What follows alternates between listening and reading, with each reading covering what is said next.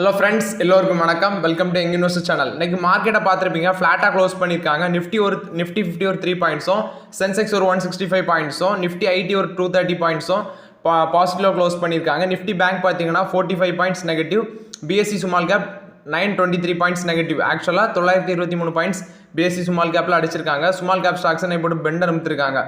FIs பார்த்தீங்கன்னா 73 கோடி வாங்கியிருக்காங்க. டிஎஸ் 2358 கோடிக்கு வாங்கியிருக்காங்க. ஃபர்ஸ்ட் நியூஸே ஐடிஸில் வந்து அப்டேட் தான். ஸோ ஐடிஸில் வந்து பேட்டு விற்க போகிறாங்க. பிரிட்டிஷ் அமெரிக்கன் டொபாக்கோ கம்பெனி அவங்களோட சப்சிடரி மூலமாட்டு ஸ்டேக்கை கம்மி பண்ண போகிறாங்க அப்படின்னு நியூஸ் வந்துட்டே இருக்குது. 2% 3% ஸ்டேக்கை விற்க போகிறாங்க. ஷேர் கண்டிப்பாக கீழே விழும். ஷேர் வந்து எக்ஸ்பெக்டட் 370 350 வரைக்கும் கீழே விழலாம். ஏன்னா ஆல் டைம் ஹை பார்த்தீங்கன்னா 499 ரூபா வரைக்கும் இந்த ஐடிசி போச்சு. இப்போ வந்து 400 ரூபா 401 ரூபா 403 ரூபா அந்த ரேஞ்சில் ட்ரேட் ஆகிட்டு இருக்கு. எக்ஸ்பெக்டட் வந்து பார்த்தீங்கன்னா 370 350 வரைக்கும் அந்த ஷேர் கீழே போகலாம். ஸோ நீங்கள் பொறுமையாட்டு கீழே விழ ஒன்றா பிக் பண்ணுங்கள். ஐடிஸில் பேட் இப்போ என்ன அப்டேட் கொடுத்துருக்காங்கன்னு பார்த்தீங்கன்னா 3.5% வந்து செல் பண்ண போகிறாங்க. ஐடிஸில் ஸ்டேக்கை கம்மி பண்ணுறாங்க அப்படின்னு சொல்கிறாங்க. அதாவது இப்போ கரண்ட் இருக்க ப்ரைஸில் 5% டிஸ்கவுண்ட்டில் க்ளோஸ் பண்ண போகிறாங்க அப்படின்னு சொல்லியிருக்காங்க. 16,775 கோடி வந்து செல் பண்ண போகிறாங்க. 3.5% ஸ்டேக்கை கம்மி பண்ண போகிறாங்கன்னு சொல்லியிருக்காங்க. பேட்டு கைவசம் பார்த்தீங்கன்னா 29% ஸ்டேக் வந்து ஐடிஸில் வச்சுருக்காங்க. ஸோ இப்போ 25.5% ஸ்டேக்காட்டு குறைக்கிறாங்க. 3.5% ஸ்டேக்கை வந்து விற்கிறாங்க. நியர்லி 43.69 crore ஷேர் வந்து ஐடிஸில் விற்கிறாங்க. லாஸ்ட் மார்க்கெட் க்ளோஸ் ப்ரைஸ்லேருந்து 5% டிஸ்கவுண்ட்டில் விற்கிறாங்க. 16,775 கோடி டோட்டல் அமௌண்ட் அவங்களுக்கு இது மூலமாட்டு கிடைக்கும் பிரிட்டிஷ் அமெரிக்கன் டொபாக்கோ கம்பெனிக்கு. இது ஐடிசியை பொறுத்தவரைக்குள்ள அப்டேட்டு. ஐடிஸில் பேட் வந்து ஸ்டேக்கை கம்மி பண்ணுறதுக்கு உறுதியாகிடுச்சு. 3.5% ஈக்விட்டி ஸ்டேக்கு விற்கிறாங்க. ஸோ ஷேர் ப்ரைஸ் கீழே விழும். ஸோ வெயிட் பண்ணி கீழே விழ எல்லாரும் ஐடிஸில் ஸ்டேக்கை இன்க்ரீஸ் பண்ணுங்கள். உங்களோட ஸ்டேக்கை இன்க்ரீஸ் பண்ணுங்கள். ஹெச்டிஎஃப்சி பேங்க்ல வந்து மியூச்சுவல் ஃபண்ட்ஸ் இந்த பிப்ரவரி மந்த்ல 8400 கோடி ஒர்த்துள்ள ஷேரை வாங்கியிருக்காங்க. மியூச்சுவல் ஃபண்ட்ஸ் ஹெச்டிஎஃப்சி பேங்க்ல பிப்ரவரியில மட்டும் 8400 கோடி ஒர்த்துள்ள ஷேர் வாங்கியிருக்காங்க. சேம் வந்து ஜான்வரியில் பார்த்தீங்கன்னா 13,500 கோடி ஒர்த்துள்ள ஹெச்டிஎஃப்சி பேங்க் ஷேரை வந்து மியூச்சுவல் ஃபண்ட்ஸ் வாங்கியிருக்காங்க. ஸோ பிப்ரவரியை கம்பேர் பண்ணும்போது இது கம்மி தான். பட் வந்து அக்யூசியேஷன் பண்ணியிருக்காங்க மியூச்சுவல் ஃபண்ட் ஹெச்டிஎஃப்சி பேங்க்ல. மியூச்சுவல் ஃபண்ட்ஸ் பார்த்தீங்கன்னா 6.01 crore ஷேர் வந்து பிப்ரவரியில் வாங்கியிருக்காங்க. 8.83 crore ஷேர் வந்து ஜான்வரியில் வாங்கியிருக்காங்க. இது வந்து ஹெச்டிஎஃப்சி பேங்கை பொறுத்தவரைக்குள்ள அப்டேட். மியூச்சுவல் ஃபண்ட்ஸ் வந்து அந்த கம்பெனியில் மோஸ்ட் ஆஃப் த ஸ்டேக்கை இன்க்ரீஸ் பண்ணியிருக்காங்க. டாடா பவரில் வந்து அப்டேட். டாடா பவரோட சப்சிடரி தான் Tata power solar systems limited. இவங்க வந்து இந்தியாவில் ஒன் ஆஃப் த லார்ஜஸ்ட் ப்ராஜெக்டை கம்ப்ளீட் பண்ணியிருக்காங்க. டிசம்பர் 2021 தான் இந்த ப்ராஜெக்டை செக்யூர் பண்ணியிருக்காங்க. 945 கோடி வேல்யூ உள்ள project. 100 megawatt solar PV project. Next பார்த்தீங்கன்னா 120 megawatt per hour utility scale battery energy storage systems அப்படின்னு சொல்கிறாங்க. Battery energy storage systems project சத்தீஸ்கரில் கம்ப்ளீட் பண்ணியிருக்காங்க. 945 கோடி வேல்யூ உள்ள ப்ராஜெக்ட் டிசம்பரில் கிடச்சது 2021. இது எதை பேஸ் பண்ணினதுன்னா இன்ஜினியரிங், கன்ஸ்ட்ரக்ஷன், டிசைனிங், கமிஷனிங் இதை பேஸ் பண்ணி தான் இந்த ப்ராஜெக்ட். ஸோ இதை டாடா பவர் சக்ஸஸ்ஃபுல்லாக கம்ப்ளீட் பண்ணி கொடுத்துருக்காங்க. இது டாடா பவரை பொறுத்த வரைக்கும் ஒரு பாசிட்டிவ் அப்டேட்டு. சத்தீஸ்கரில் இதை கம்ப்ளீட் பண்ணியிருக்காங்க. பேட்டரி எனர்ஜி ஸ்டோரேஜ் சிஸ்டம் ப்ராஜெக்டை கம்ப்ளீட் பண்ணியிருக்காங்க. இது இந்தியாவில் தான் இது வந்து லார்ஜஸ்ட் சோலார் ப்ராஜெக்ட் அப்படின்னு சொல்கிறாங்க. இது டாடா பவரை பொறுத்த வரைக்கும் ஒரு பாசிட்டிவ் அப்டேட்டு. ஆதித்யா பிர்லா குழுமத்தை பொறுத்த வரைக்கும் update.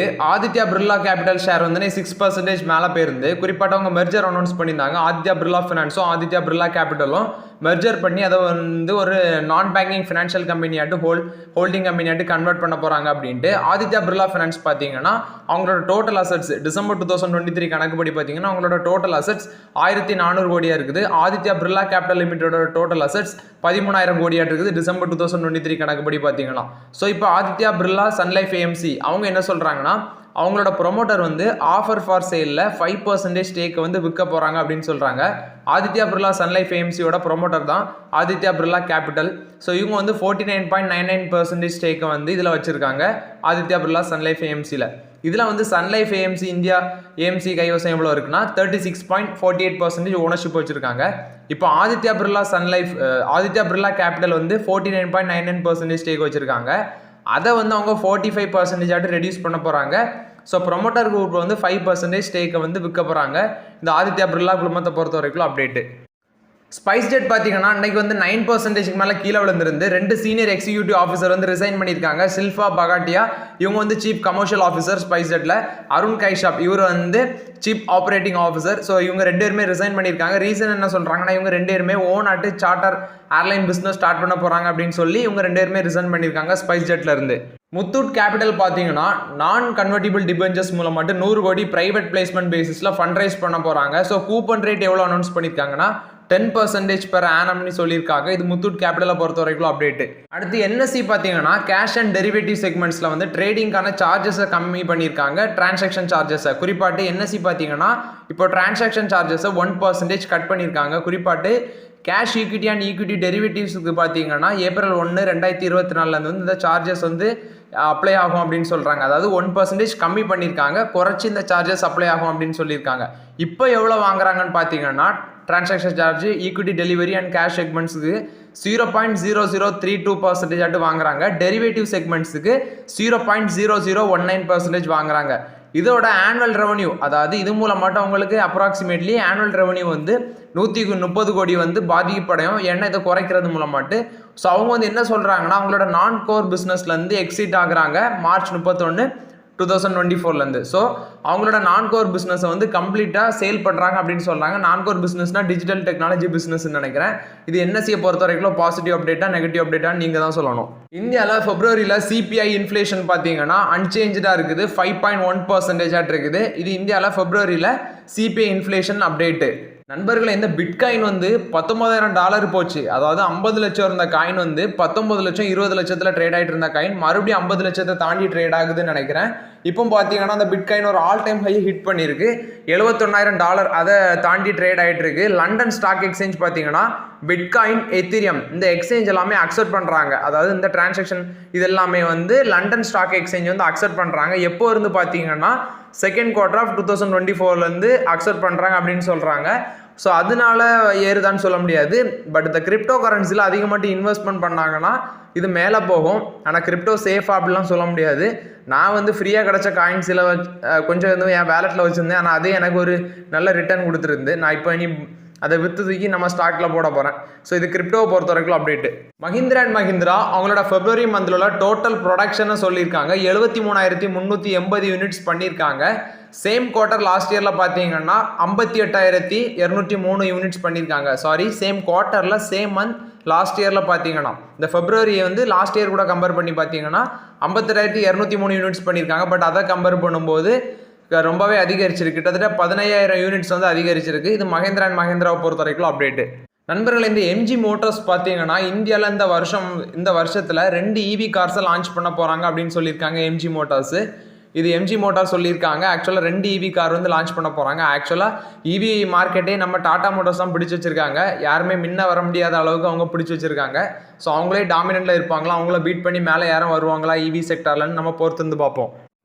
Adani group own company தான் அம்புஜா சிமெண்ட்ஸு. இவங்க பார்த்தீங்கன்னா இவங்க தான் சங்கி சிமெண்ட்ஸில் வந்து ப்ரொமோட்டராக இருக்காங்க. அம்புஜா சிமெண்ட்ஸ் தான் சங்கி இண்டஸ்ட்ரீஸோட ப்ரொமோட்டராக இருக்காங்க. இவங்க வந்து இப்போ 2% ஸ்டேக்கை விற்றுருக்காங்க. சங்கி இண்டஸ்ட்ரீஸில் 2% ஸ்டேக்கை அம்புஜா சிமெண்ட்ஸ் விற்றுருக்காங்க. மினிமம் பப்ளிக் ஷேர் ஹோல்டிங் நார்ம்ஸை ஃபாலோ பண்ணி 2% ஸ்டேக்கை விற்றுருக்காங்க. ஸோ அதனால் இன்றைக்கி சங்கி இண்டஸ்ட்ரி ஸ்டாக்ஸ் வந்து 8% ரைஸ் ஆகிருந்து மார்க்கெட்டில். மஹிந்திரா அண்ட் மஹிந்திரா ஒரு அப்டேட் கொடுத்துருக்காங்க. அவங்க இந்த வருஷத்தில் மட்டும் 3 பியூர் எலக்ட்ரிக் யூட்டிலிட்டி வெஹிக்கிள்ஸ் வந்து லான்ச் பண்ண போகிறாங்க அப்படின்னு சொல்லியிருக்காங்க. இது மஹிந்திரான்னு சொல்லியிருக்காங்க. 3 பியூர் எலக்ட்ரிக் யூட்டிலிட்டி வெஹிக்கிள்ஸை வந்து லான்ச் பண்ண போகிறாங்க அப்படின்னு சொல்லியிருக்காங்க. இது M&M பொறுத்த வரைக்கும் அப்டேட்டு. JSW குரூப்பும் எம்ஜி மோட்டார்ஸும் அவங்களோட ஜேவியை வந்து March 20 ஸ்டார்ட் பண்ண போகிறாங்க அப்படின்னு சொல்லியிருக்காங்க. சைனா லார்ஜஸ்ட் ஆட்டோமேக்கர் தான் SAIC மோட்டார். இவங்க வந்து தான் எம்ஜி மோட்டார்ஸ் அப்படின்னு இந்தியாவில் ரன் பண்ணிட்டு இருக்காங்க பிஸ்னஸை. JSW குரூப்பை இவங்களும் ஜாயின்ட் வெஞ்சர் வச்சுருக்காங்க. March 20 ஸ்டார்ட் பண்ண போகிறாங்க. அது மட்டும் இல்லாமல் மேனுஃபேக்சரிங், சேல் இதில் எல்லாமே இந்தியாவில் இவங்க வந்து க்ரோத் பண்ணுவாங்க எம்ஜி மோட்டார்ஸ் அப்படின்னு சொல்கிறாங்க. ஆல்ரெடி டோட்டல் இன்வெஸ்ட்மெண்ட் எவ்வளோ பண்ணுறாங்கன்னா எம்ஜி மோட்டார்ஸில் 5,000 கோடி இன்வெஸ்ட்மெண்ட். இதில் வந்து இன்வெஸ்டர் எவர்ஸ்டாயின் கேபிட்டல் வந்து ஆல்ரெடி ஸ்டேக்கை பிக் பண்ணிட்டாங்க எம்ஜி மோட்டார்ஸ் இந்தியாவில். அடுத்தது பார்த்தீங்கன்னா இதில் வந்து எம்ஜி மோட்டார்ஸ் டீலரும் கம்பெனி எம்ப்ளாயிஸும் 3.5% ஸ்டேக் வந்து இந்த ஜேவியில் ஹோல்ட் பண்ணுவாங்க. அடுத்து பார்த்தீங்கன்னா இந்த இன்வெஸ்ட்மெண்ட் வந்து எம்ஜி மோட்டார்ஸ் இந்தியா பிஸ்னஸ் வந்து நல்லாவே மேனுஃபேக்சரிங், ரீட்டைல், ஃப்ரூட் பிரிண்டில் நல்லாவே இன்க்ரீஸ் ஆகும் அப்படின்னு சொல்கிறாங்க. இது வந்து மேனுஃபேக்சரிங், ரீட்டைலில் வந்து எம்ஜி மோட்டார்ஸ் இந்தியா பிஸ்னஸ் வந்து நல்லா பூஸ்ட் ஆகும் அப்படின்னு சொல்கிறாங்க இந்த இன்வெஸ்ட்மெண்ட்டு. ஸோ JSWவும் எம்ஜி மோட்டார்ஸும் அவங்களோட ஜேவியை March 20 ஸ்டார்ட் பண்ண போகிறாங்க. ஆயில் இந்தியா கம்பெனி பார்த்தீங்கன்னா டிவிடன் அனௌன்ஸ் பண்ணியிருக்காங்க. செகண்ட் இன்ட்ரீம் டிவிடன் சொல்கிறாங்க. 8.50 டிவிடன் அனௌன்ஸ் பண்ணியிருக்காங்க. ஸோ இது வந்து ஷேர் பிரைஸ் இப்போ 630 அந்த ரேஞ்சில் ட்ரேட் ஆகிட்டு இருக்கு. ஸோ இவங்க டிவிடன் அனௌன்ஸ் பண்ணியிருக்காங்க 8.50. டிவிஎஸ் கம்பெனி TVS XL 100, அதாவது இப்போ வந்து TVS 100 ஒரு பைக் லான்ச் பண்ணியிருக்காங்க. முன்னாடி TVS XLலாம் ஃபேமஸ்.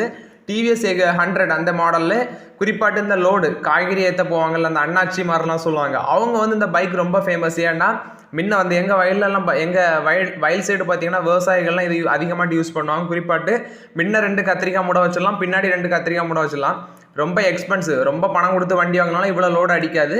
ஆனால் இந்த வண்டியில் வந்து அதிகமாட்டு லோடு சுமந்து ஒரு மார்க்கெட்டில் கொண்டு அதிகமாட்டு காய்கறி லோடை ஏற்றி கொண்டு போடுவாங்க. ஸோ அண்ணாச்சி மார்களுக்கு இது ரொம்பவே யூஸ்ஃபுல்லாக இருக்கும். குறிப்பாட்டு டிவிஎஸ் 100ல அவங்க இவி வெஹிக்கிள்ஸை லான்ச் பண்ண போகிறாங்க டிவிஎஸ். ஸோ டிவிஎஸை பொறுத்த வரைக்கும் பாசிட்டிவ் அப்டேட்டாக தான் இருக்கும். ஆர்விஎன்எல் ஷேரை பொறுத்த வரைக்கும் அப்டேட்டு, அவங்க ஒரு ப்ராஜெக்டில் லோவஸ்ட் பிட்ராட்டு இருந்துச்சு. லோவஸ்ட் பிட்ராக இருந்து 386 கோடி வேல்யூ உள்ள ஒரு ப்ராஜெக்டை இப்போ வின் பண்ணியிருக்காங்க ஆர்விஎன்எல் ஷேர். பட் ஆனால் இப்போ அந்த ஷேர் வந்து நம்மளுடைய வாங்கக்கூடிய கண்டிஷனில் இல்லை. ஸோ வெயிட் பண்ணலாம். ஸோ ஓகே ஃப்ரெண்ட்ஸ், ஆக்சுவலாக மார்க்கெட்டில் நியூஸ் இன்னைக்குள்ள மார்க்கெட் அப்டேட் எல்லாமே பார்த்தோம். ஸோ ஐடிசியில் கொஞ்சம் கவனமாக இருங்க. ஐடிசி வந்து பேட் வந்து ஸ்டேக் விற்பாங்க. ஸோ ஷேர் ப்ரைஸு கம்மியாகணுன்னா உடனே போய் பல்க் இன்வெஸ்ட்மெண்ட் பண்ணிடாதீங்க. கொஞ்சம் பொறுமையாட்டு 1, 2 அப்படின்னு பிக் பண்ணுங்கள். ஏன்னா ஷேர் ப்ரைஸ் நான் சொன்ன மாதிரி 350 வரைக்கும்லாம் போக சான்சஸ் அதிகமாக இருக்குது. ஏன்னா 499 போனது, நான் அதுக்கப்புறம் கீழே இறங்காதுன்னு பார்த்தேன். 450 வந்து அதுக்கப்புறம் 400 ரூபாயே வந்துருச்சு. கண்டிப்பாக 350 போக அதிக சான்சஸ் இருக்குது. ஸோ நீங்கள் வந்து கொஞ்சம் பொறுமையாக இருந்து 1, 2ன்னு பிக் பண்ணுங்கள். பல்க் இன்வெஸ்ட்மெண்ட் பண்ணிடாதீங்க இந்த ஸ்டாக்கில். ஸோ ஓகே ஃப்ரெண்ட்ஸ், இந்த வீடியோ பார்த்தோம். ஸோ இந்த வீடியோ பிடிச்சிருந்தா லைக் பண்ணுங்கள், சப்ஸ்கிரைப் பண்ணுங்கள், கமெண்ட் பண்ணுங்கள். Okay friends, thank you.